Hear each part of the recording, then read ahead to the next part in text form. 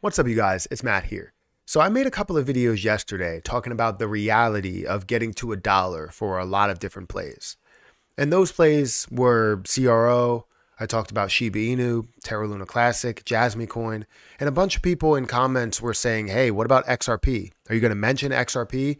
What about the reality of XRP getting to a dollar? Well, honestly, XRP to a dollar is fairly simple. It's mere formality at this point. It's nothing that we really have to be insanely concerned about. It's already at a 65-cent price, while everything else sits a lot lower than that. But you also see the ability to get to multiple billions of dollars worth of a market cap, tens of billions, hundreds of billions. So $1 price point for XRP is not a problem. It has already been there, and it has been there multiple times.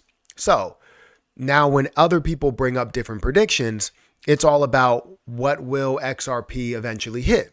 And it's not about a dollar. It's always like, will it hit $10? Will it hit 100? Will it hit 1,000? Some people bring it as far as say to 10,000 or 100,000. And I'm not going to bring it that far today.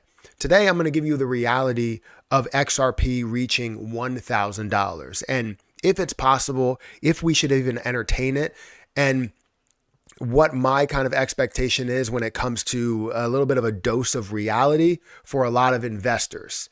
So guys, hit that like button, hit that subscribe button, hit that notification bell for more of these videos.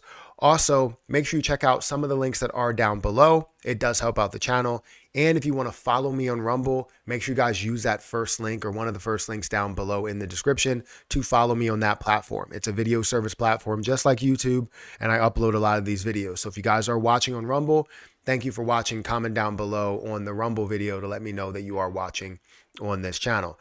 But anyways, let's talk about XRP a little bit, because the reality is, yes, getting to a dollar is fairly simple.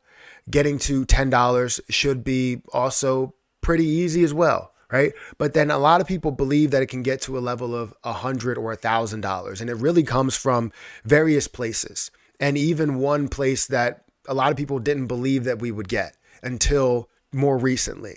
So what do these things entail? Let's go ahead and look at the position, and then we'll get into what all of these things are. So currently XRP is at 65 cents. It rose all the way to a level in this more bullish momentum. It rose to a level of 73 cents before decreasing down to about 65 cents again.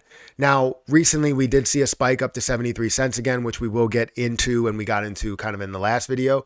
But it did fall back down to about 65 cents and now is settling around 65 cents. We are seeing it at a $35 billion market cap, firmly in fifth place when you include stable coins by market cap. And you also see $3.2 billion, $3.5 billion worth of volume, up to 213% on the day. Volume to market cap ratio, I can't speak. Volume to market cap ratio is around 10%. And you're also seeing the circulating supply and total supply, which do come into this equation eventually. But if we're standing at about 53 billion or 54 billion, then you know that at a dollar price, it's going to be a $54 billion market cap. The $2 price, it will be a $108 billion market cap, and so on and so forth, right? So getting to a $1 price, not a problem. Getting to a $54 billion market cap, again, not a problem. It's been up to $120+ billion market cap. So we know that it can get to $1 or $2. That's not really the question. The question that we have is whether this is going to get to a level of $100 or $1,000. Well, we have to look at a lot of different factors when we talk about this. When we talk about the reality of it, is we need to see a use case. We need to see a community. We need to see a ridiculously strong use case. It's not just a use case. We're talking about billions or hundreds of billions of dollars, even trillions of dollars to get to some of these levels. We know it's going to be worth a lot in order to be up at that level. So what really needs to happen, and what do we need to understand about XRP? We need to understand the use behind it and many different uses that we could have with it. And we see things like being the transaction-based currency, or being the global currency for the world. We look at the overall, not only the currency of one country, but the currency of every country, and how that really combines together to be used cross border transactions, cross country transactions, shipping and all of these other things that can have massive use cases to them. And when we always talk about these things, we always say, well, this could be the possibility. Well, we're currently seeing cross-border transactions with Ripple and their system, their payment system that they're going through banks, whether they're going through Bank of America, I believe, or whether they're going through PNC or they're going through Santander or different other countries' banks as well. We're going through a lot of different banking systems here for Ripple, the parent company. And now you have XRP that's firmly in place within these systems that they have in place, meaning that it would be an easily transferable position, easily transferable currency across different borders, across different countries, across different payment systems.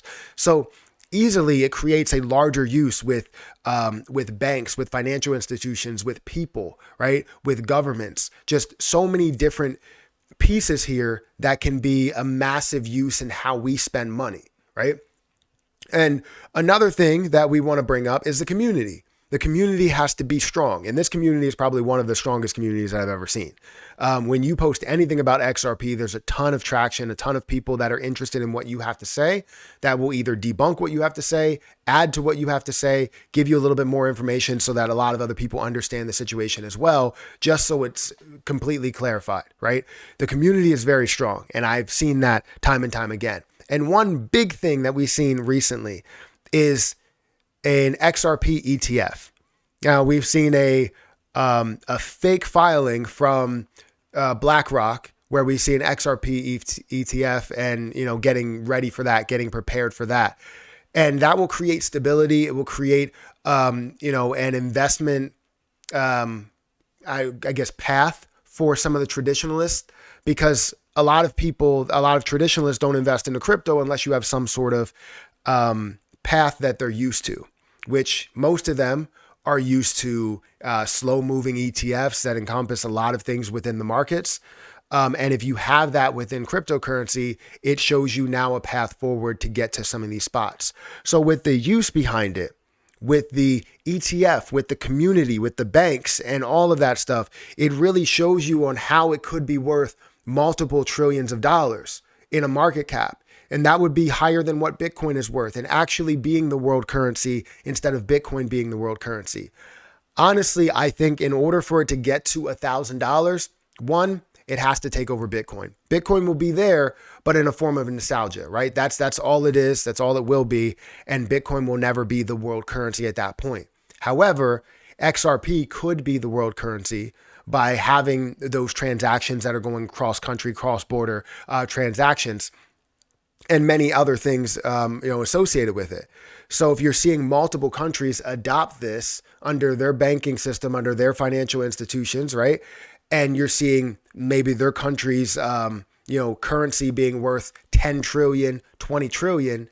Well, now they're all flowing through XRP. That's 10 or 20 trillion dollars that can flow through, in and out, left and right in XRP, meaning that it could be worth $10 trillion just from that one country alone. Then the US comes into play, then a lot of other countries come into play, and all of those other intermingled transactions and currencies are now all combined into one, right?